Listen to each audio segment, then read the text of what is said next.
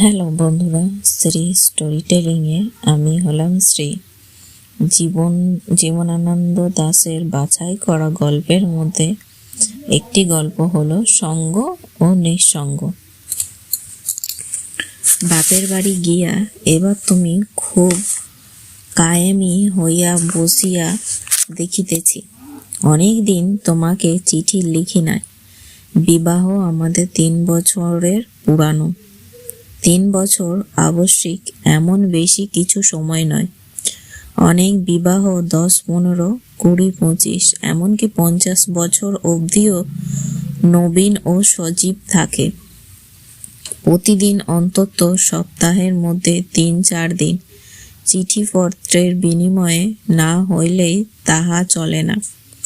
কিন্তু তুমি জানো, আমিও জানি, ইহাদের মতন যদি আমাদের জীবনের ব্যবস্থা হইত, তাহা এই পৃথিবীতে পালিয়া পথ খুঁজিয়া পাওয়া যেত না। এই যে দীর্ঘকাল তুমি আর আমার কোনো খোঁজ খবর নেও না, আমিও তোমাকে কিছু লিখি নাই। এই শূন্যতাই আমার কাছে বড় গভীর ও পরিতৃপ্তির জিনিস। জীবনটাকে এই রকম নিস্তব্ধ ও শূন্যতা ভরিয়ে রাখতে ইচ্ছা করে আমার কামনায় কি জানো? বইচি, ময়না কাটা, বাবলা, ফণি মনসা, বন অপরাজিতা পাশ দিয়ে একটা সাদলা ধুলো মাখা ভারী স্নিগ্ধ আঁকাবাঁকা গ্রামের পথ থাকে। তাহার পাশে থাকে একটা প্রান্তরে নিঃসন্ত নিস্তার সবুজ ঘাস। সেখানে ঘাসের ভিতরে শ্যামা পোকা আছে, গঙ্গা ফড়িংও আছে, কাঁচা পোকাও আছে। সুদর্শনীয় উড়িয়া আসে হলুদ, কমলা, জর্দা, নীল রঙের প্রজাপতি কাশফুলের ভিতরে সমস্ত দুপুর ঘুরিয়া ঘুরিয়া বেড়ায়। কোথাও হয়তো কতগুলি পলাশ, অর্জুন গাছ, হিজল গাছ, মাছরাঙা, এমনকি এমন জায়গায় ঘাসের নরম গন্ধও আছে। প্রান্তে এক ঢের বনের দেবতা অশ্বত্থ, যেখানে অনেক দিন হইয়ে ছায়া রচনা করিয়া বাঁচিয়া আছেন। দিনরাত্রিরে শালিক, বুলবুলি, কোকিল, কাকের আশ্রয় দিয়া আসিতেছেন। সেখানেই খড়ের একখানা ঘর তুলিয়া পড়ি, লিখি, চুরুট ফুরুক দিন কাটিয়া দেহ।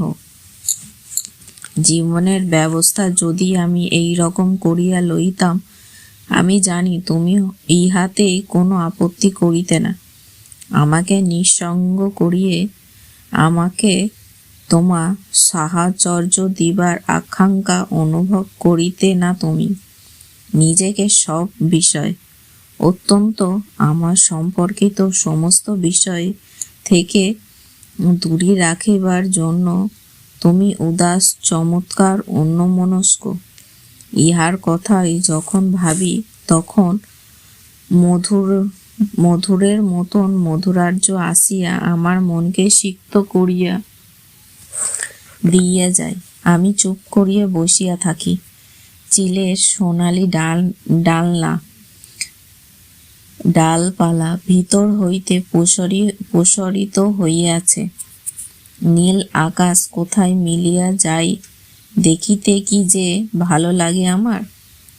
তুমি জানো কি জানি না, কিন্তু আমি অনেক দিন হইয়া দেখিতেছি, ভালোবাসিতে যদি বা চাই, কেহ আমাকেও ভালোবাসুক, আমার কাছে আসিয়া বসুক, আত্মসমর্পণ করিয়া অষ্টপ্রহর আমার পরিচর্যা করুক, আমাকে অবলম্বন করিয়া নিজের মন মায়ায় সোনালি, রূপলি, কমলা রঙের তদন্তের সবুজ ঘাসের শরীর ও বুদ্ধিটা নীল আকাশের ভরিয়া রাখুক।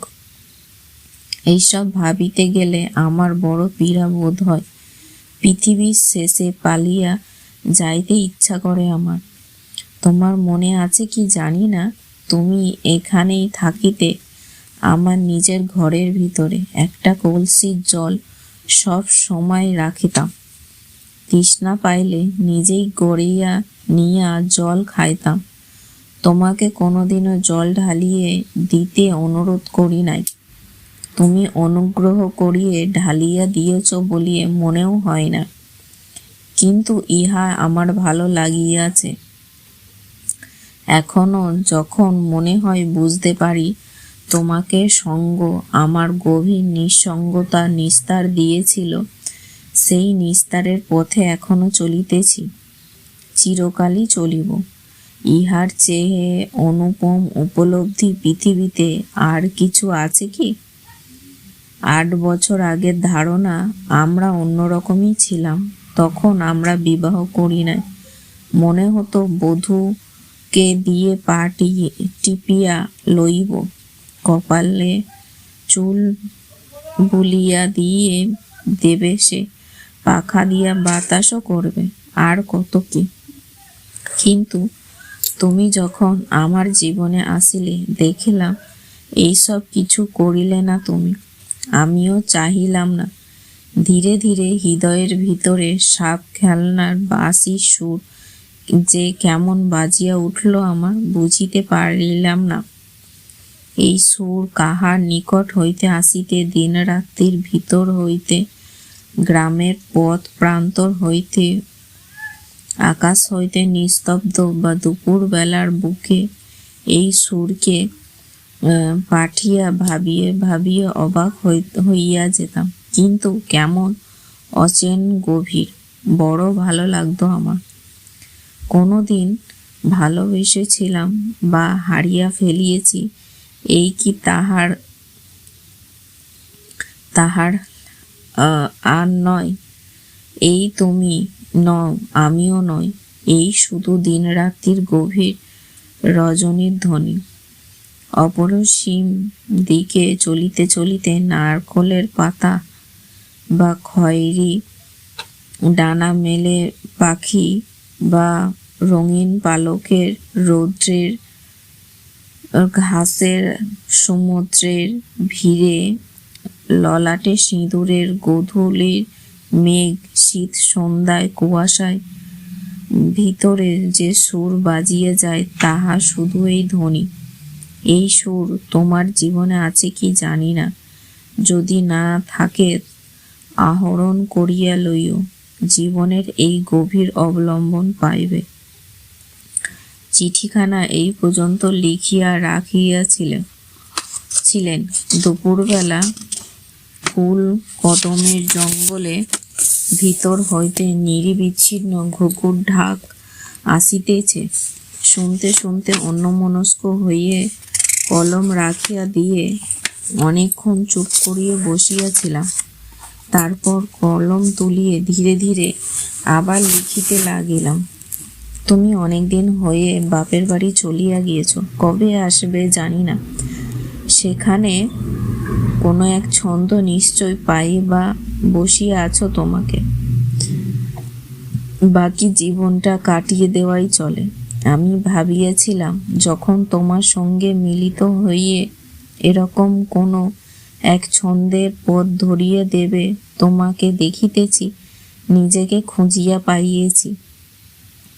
মাও এখন নাই, তিনি কয়েক মাস হলো কাশী চলিয়া গিয়েছেন, সঙ্গে লইয়া গিয়েছেন আমাদের সংসারে অবশিষ্ট নারী, আমার বিধবা বোন চারুকে। মায়ের ইচ্ছা চারুকে লইয়া অনেকদিন কাশীতে থাকিতেন। বুড়া বয়সে কাশী থাকিবার শখ যে তাহার হইল, মন্দ হইল না। কিন্তু এখানে বাবা রইলেন। দিনের মধ্যে অনেকবার তাহার নানা রকমের তলব দরকার। অসুস্থ মানুষ, মনও খুব চিন্তায়। বুঝি না এইসব কাহাকে বিয়ে করিয়া লইব। একটি চাকর আছে অবশিষ্ট, ছোকরা, নাম অর্জুন। চেনো তো তুমি তাহাকে? সে অবশিষ্ট অর্জুন নয়, মাঝে মাঝে একটা কিছু, এক এক সময়ে খুঁটিনাটি খানিকটা কাজ বেশ মন দিয়ে গুছিয়া করে। কিন্তু কিন্তু তারপরে আসে অবসাদের সময়। পালিয়ে গিয়ে তলায় চাকরদের দলে মিশিয়া তাস খেলা করেন, কিংবা মনসা তলায় নিরিবিলি অশ্বত্থ গাছের নিচে ঘুমিয়ে ঘুমিয়ে চৈত্র দিনে সাঙ্গ করেন। পূজা পার্বণে তো কোথায় যাত্রা হলো অর্জুনকে 3-4 দিন 5 দিনের মধ্যেও খুঁজে পাওয়া যাবে না। তারপর একদিন ছিন্ন বিচ্ছিন্ন কাপড় ঝুলিয়া হইতে দেখা যায়। আমি বলি না তাহাকে কিছু, বেচারার মা নেই পৃথিবীতে, মাটির জন্য টানে রইয়াছে পৃথিবীতে, পথে ঘুরিতে ঘুরিতে ভালোবেসে সেও ঘুরুক। আমার যদি কোনো সন্তান থাকিত তাহলে এইরকম ঘুরিয়ে দেখিতে তারও ভালো লাগিত।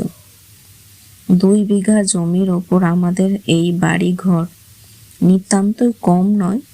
তাহাও তো তুমি বিয়ার পর সবই দেখিয়াছ মাস খানিক থাকিয়া। বাড়ির এমন পড়ন্ত অবস্থা এই পরিবারে, আমার তো মনে হয় 2-3 পুরুষের মধ্যে সব ধসিয়া যাইবে। তুমি দেখিয়া গিয়েছ, নোনা ধরা দেওয়াল, ইট পাটকেল খসিয়া পড়িতেছে, মেঝের ভিতর ফাটল, সেখানে ইঁদুরও থাকে, ভাঙিয়া গেছে, ছিন্ন জীর্ণ খাটও ভাঙিয়া গেছে। ফাল্গুন চৈত্র মাসে দিঘির জল পচিয়া উঠেছে, যেখানে সেখানে ছুঁচোরা ছোটাছুটি করিতেছে। হাঁটিয়ে হাঁটিয়ে অতীতের স্মৃতিকে মারিয়া চলিল শুধু।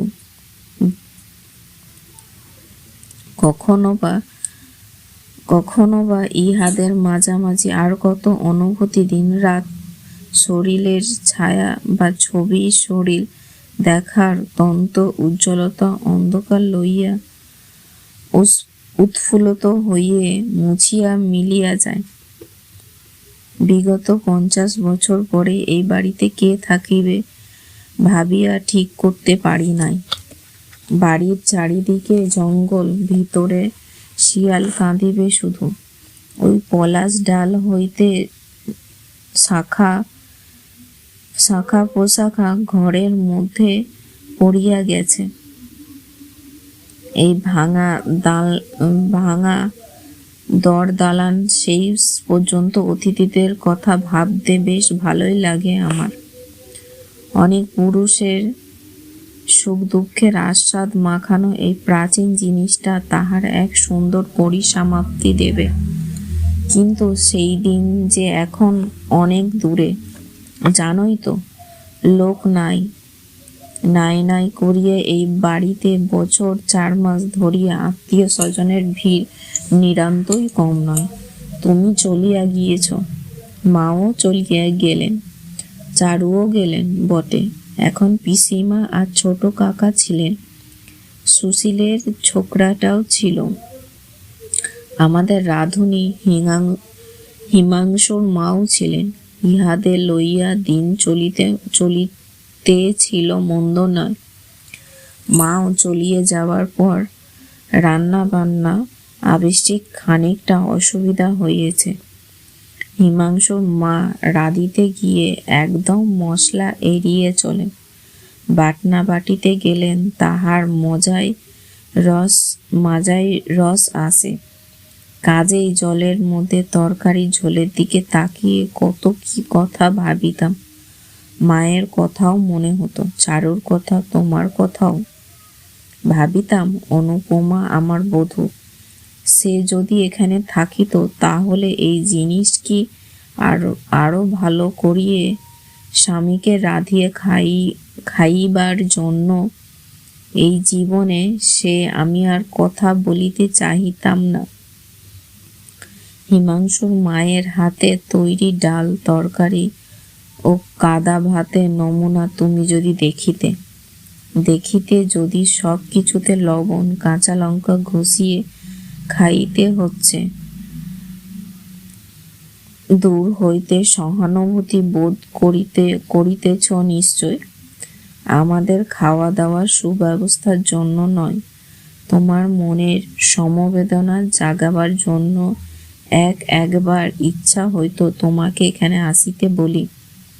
মনে হইতো অনুপমা আসিয়া দেখিয়া যাক, একদিন পোড়া ভাত ও একদিন ভাতে লপসি বা আঁচটে কাঁচা ট্যাংরা মাছের ঝোল দিয়া কেমন করিয়া দিন কাটিয়েছি আমরা। কিন্তু তবু তোমাকে, মাকে, চারুকে কিছু লিখিতাম না আর। তোমাদের সহানুভূতি মমতা লইয়া খেলা করিবার এই স্বাদ, এই যে নমনীয় প্রবণ হৃদয়, বহির্মুখতার কথা ভাবিয়ে বড় লজ্জিত হইলাম।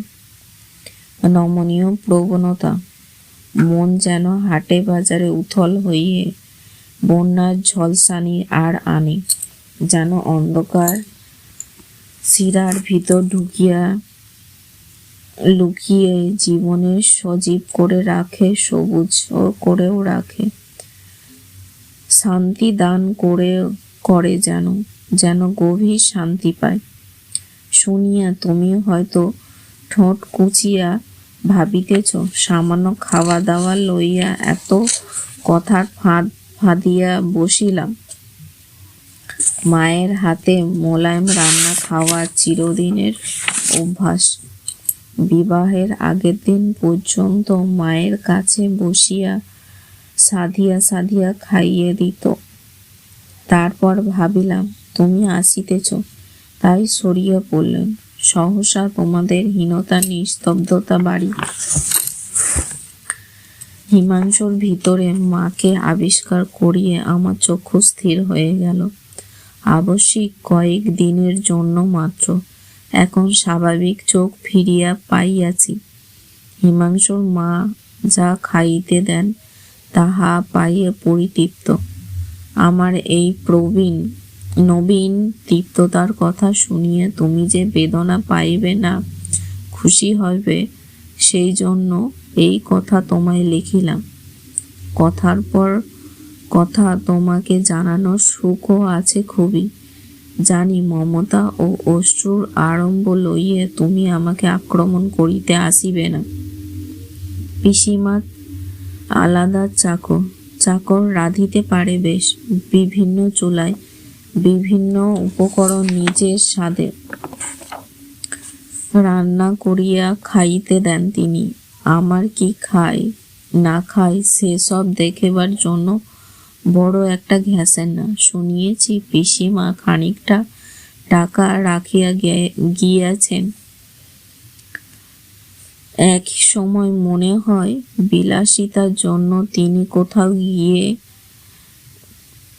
গিয়ে করিতে পারতেন।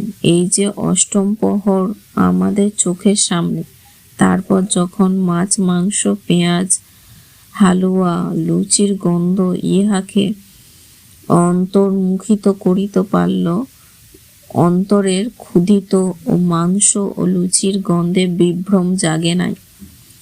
জীবনে আমি অন্তর্মুখী করিবার একটা গভীর প্রয়াস পাইতেছি।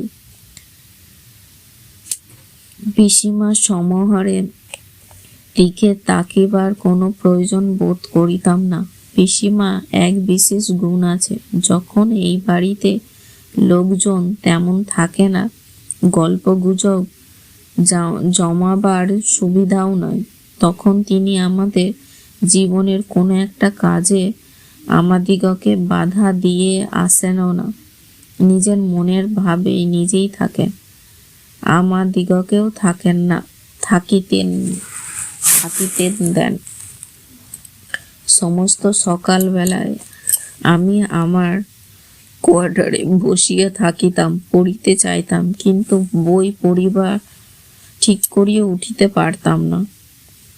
তাই বড় ভালো লাগে কোনো খবরের কাগজ, ইংরাজি, বাংলা, এমনকি কোনো উপন্যাস পড়িবার কথা।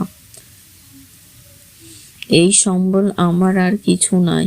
যা রয়েছে তা বইয়ের অভাবে খবরের কাগজ আমাকেই পড়িতে হইত। সমস্ত সকালে জানলার ধারের কাছে চেয়ার টানিয়ে লইয়া এবার আমি ডাল এর ভিতরে হলুদ বউটার কথা বা পাখিটার দিকে তাকিয়ে দেখিতাম। এইসব দূর দূরান্ত দিগন্তের নিকটের ঘরে নানা রকমের সুসংবাদ লইয়া সমস্ত সকাল বেলাটা বেশ জমিয়া উঠত, মন্দ নয়। সমস্ত দুপুর বেলায় লাইব্রেরি বা অশ্বত্থতলায় কাটিয়ে দিই। বারবার লাইব্রেরিতে কম, অশ্বত্থতলায় বেশি। মস্ত বড় অশ্বত্থ গাছটার নিচে শান বাঁধানো কয়েকটা বসিবার জায়গা আছে, কয়েকখানা টিনের চেয়ারও আছে। লাইব্রেরিতে বসিয়া বসিয়া যখন কিছু শিকার মেলে না, তখন পৃথিবীর কিছু জীব বলিয়া বোধ হয়ে চারিদিক আবহাওয়ার অসম্ভব হইয়া উঠি। তখন লাইব্রেরির হাত থেকে 50 দূরে অশ্বত্থ গাছটার দিকে চলিয়া যায়। কে যেন দন্দক বনের কথা, মনের কথা, অশোক বনের সীতার কথা, কে যেন নারীকে অশ্বত্থের মতন সুন্দর বলিয়া মনে হয়। কোনো এক নারী যেন যে কোনো সুবর্ণরেখা তীরের কমলা রঙের মেঘের সন্ধ্যায় যে কোনো তীরের ত্রিস্রোতের পাড়ে বা কিনারায় আসিতে ইচ্ছা করে। দেবতীর্থের ঘুরিয়া বেরিবার জন্য প্রাণ বিকালের রৌদ্র পল্লী চিলের মতন কাঁদিয়া মরে। নীল আকাশ বাহির হইয়া পড়ে। আবার মনে হয় জীবনে যত সুর সাধিতে চাইলাম সে সব যেন বুকের মধ্যে আত্মবিলাত বা আবেদন করিতেছে। এত বড় একসঙ্গে বহন করিতে পারি নাই আমি। কাজেই মাটির দিকে তাকাই, ছেঁড়া প্যান্টের দিকেও নজর পড়ে। এই পৃথিবীতে ফিরিয়া আসিয়ে আবার পকেট থেকে বাহির করিয়া ভাঁজ করে খবরের কাগজে দু একটা শির উল্টাই, আবার দাড়িতে হাত বুলাতে থাকি। বেশ খানিকটা দূরে এগিয়ে গিয়ে পয়সা খরচা করিতে যাই না আর। বেশ গরম, চারিদিকে ডাব, তরমুজ, পানি ফলের অসংখ্য লোকেদের দর কষাকষি করিতেছে। চারিদিকে খাওয়া দাওয়ার ব্যাপার থাকতেই চোখ সরাইতে গরম বাতাসের মাখা দূর প্রান্তের দিকে তাকিয়ে খানিকটা নিস্তব্ধ হয়ে ভিতরে কয়েকটা শকুন বসিয়া আছি দেখিতে মনে হয় সমস্ত দুপুর এই প্রান্তে শকুনটি দিকে তাকিয়ে কাটিয়ে দিতে পারি। জীবনের সমস্ত প্রেম, বিরহ, বেদনা, স্বপ্ন দুপুরের রৌদ্রের শকুনতার তেপান্তরের দিকে তাকিয়ে যেন আবির্ভূত নবজীবন পায়। কি যে হয় ভাষায় আমি কাহা বুঝিয়া বলিতে পারি না, কিন্তু মনে হয় উহাদের দিকে তাকিয়ে জীবনের শেষ দিন পর্যন্ত আবির্ভূত হইয়ে বসিয়ে থাকিতে পারি। চারিদিকে নানা রকমের চিৎকার, দৌড়াদৌড়ি, পাখিদের কিচিরমিচির, সেই সব কিছু ফেলিয়া আমি কোথায় যাব? যেদিকে তাকিয়ে হৃদয়কে নরম করিয়ে রাখিবার জন্য জগতের কোনো নিশ্চিহ্নতা তো ছিলই। সন্ধ্যার সময় ফিরিয়ে আসিয়ে ক্ষুধা পাইতেছে বটে, ইহার ব্যবস্থা ছিল মন্দ নয়। পিসিমা এক দিন লুচি বা পটল ভাজা পাঠিয়ে দেন, কিংবা পাউরুটি টোস্ট অমলেট। যে ডিশে খাবারে আসে তাহা খুব সুন্দর, খুব সতর্কতার সঙ্গে ব্যবহার করি। ভয় হইয়া পাইছে। তিনি নিজেই হাতে খাবার সাজিয়া লইয়া আসেন, বলেন, তোমাদের রেকাবিতে সাজিয়া লইও। তিনি দাঁড়িয়ে থাকেন সাজিয়া লইয়া, তাহার ডিশ ফেরত দেই। তিনি চলিয়ে যান। খাইতে শুরু করি। ভালোই লাগে বটে, কিন্তু কেমন যে আচ্ছন্নতা বোধ করি যেন। কাছারি থেকে সন্ধ্যের সময় ঢলঢল করিয়ে ফিরিয়ে আসি, নিজের ঘরে চুপচাপ বসিয়া খাইতেছি। সমস্ত ঘরে ইন্দুরের খচমচ করিয়ে ঘুরিয়ে বেড়ায়। জানলার ভিতর দিয়ে শাঁ শাঁ করিয়া পাখা হাওয়া খাইতে থাকি। হয়তো হিমাংশুর মায়ের এই নোংরা বিধবার কাপড় জর্জরিত জীবনের শীর্ণ একরাশ ছোট পাকা চুলের সাদা মাথা লইয়া দরজার কাছে দাঁড়িয়ে আমার খাওয়া দেখিতেছে। কেমন যেন লাগিতেছে। আমি থালা সরিয়ে ধীরে ধীরে বাহির হইয়া যাই। অন্ধকারের মাঠের পথ হাঁটিতে হাঁটিতে মনে হয় আমি এই বংশের শেষ পুরুষ। আমার কোনো সন্তান হলোই না। আচ্ছা, না হয় নাই হলো, কিন্তু মনে হয় আশ্বরের পিতৃপুরুষেরা আমার চারিদিকে ঘিরিয়া দাঁড়িয়ে আছেন, বলিতেছেন, প্রেম, বিচ্ছেদ, বেদনা ও কাতরতা এই সব তো তোমার অজানা জিনিস নয়। কিন্তু তুমি এ হাদের রূপ দিয়াছ, তাহা তো আমার রক্তের স্রোতে কোনোদিনই ছিল না। বিধাতার প্রথম যেদিন মানুষ সৃষ্টি করিয়াছিলেন, সেই হইতে আজ পর্যন্ত গৌরবে, ঐশ্বর্যে, সাংসারিকতায় আমাদের বংশ রক্ষা করিয়া আসিতে পারিয়াছে।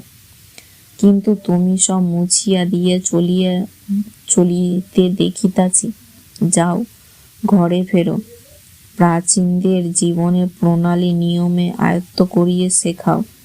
একটা বটগাছ যেমন অনেকদিন বাঁচিয়া থাকেন, অনেক সন্তান সন্তান বিলিয়া যায়, পৃথিবীর রৌদ্র, অন্ধকার, কুয়াশা, বৃষ্টি, হিমের ভিতর হইতে বিচ্ছেদ ও অন্যতর খুঁজিয়া পাই নাই।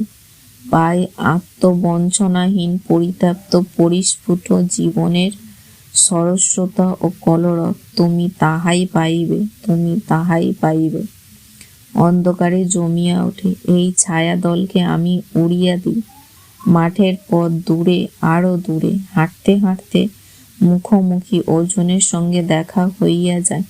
বলি, কোথায় ছিলিস রে? এই 4-5 দিন তো কাজ করতে আসিসনি যেন। ছেলেটি কোনো জবাব দেয় না। বাপ মা নাই, কেউ নাই, কিছু নাই। কৃষ্ণপক্ষের অন্ধকারে গ্রামের ভিতরে ফাঁকে সে কোথায় মিলিয়া যায়। যাক, কেহ থাকিবে না। আশ্বরের পিতৃপুরুষের যোগের সৌন্দর্য অনুভব করিয়াছিলেন, কিন্তু বিয়োগে শূন্যতা ও মাধুরার্য যে কত দূর, তাহা কেহ বুঝিতে পারিতেন না। পল্লবিত বটগাছের দিকে না চাইয়ে একটি দীর্ঘ অগ্নিশিখা আকৃত ঠুকো মাঠের দিকে নক্ষত্র মাখা নিবিড় রাত্রে যদি একবার তাকিয়ে দেখিতেছে। নমস্কার। যদি গল্প আপনাদের ভালো লেগে থাকে তাহলে সাবস্ক্রাইব করবেন। আমার পড়ায় যদি কোনো ভুল হয়ে থাকে আমাকে ক্ষমা করবেন। আবার আমি আসবো নতুন একদিনে নতুন আর একটা গল্প নিয়ে।